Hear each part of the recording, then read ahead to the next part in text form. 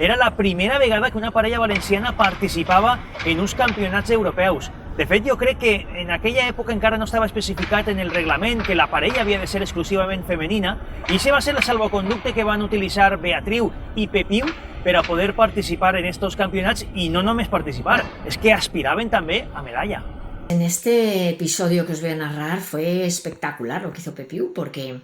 aprovechando un vacío legal se metieron en el Campeonato de Europa de Natación Sincronizada Mixto, allá en el año 89, nada menos, una cosa completamente innovadora. Pero bueno, el caso es que se metieron y empezaron haciendo un delfín con una transición a un paso de espalda y después un movimiento de ballet de piernas para pasar a dos Catalina Tweed.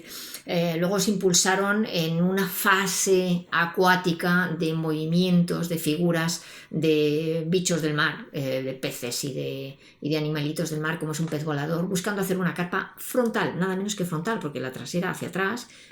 es mucho menos complicado, pero la frontal sí, y además en carpa.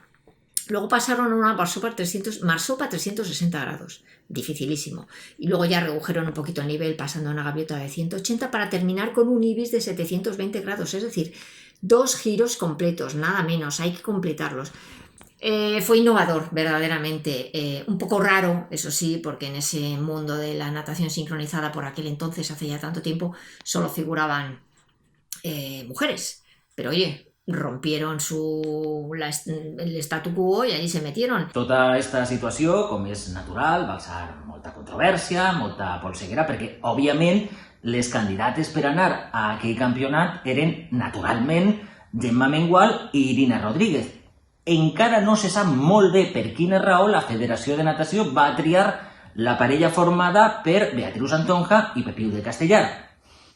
Des del meu punt de vista, des de la meva experiència, jo tinc les meues reserves, tot i que, tot s'ha de dir, el programa que van presentar era infinitament millor al que havien presentat Gemma i Irina, tot i que també pense que algú, d'alguna manera, va moure els fils.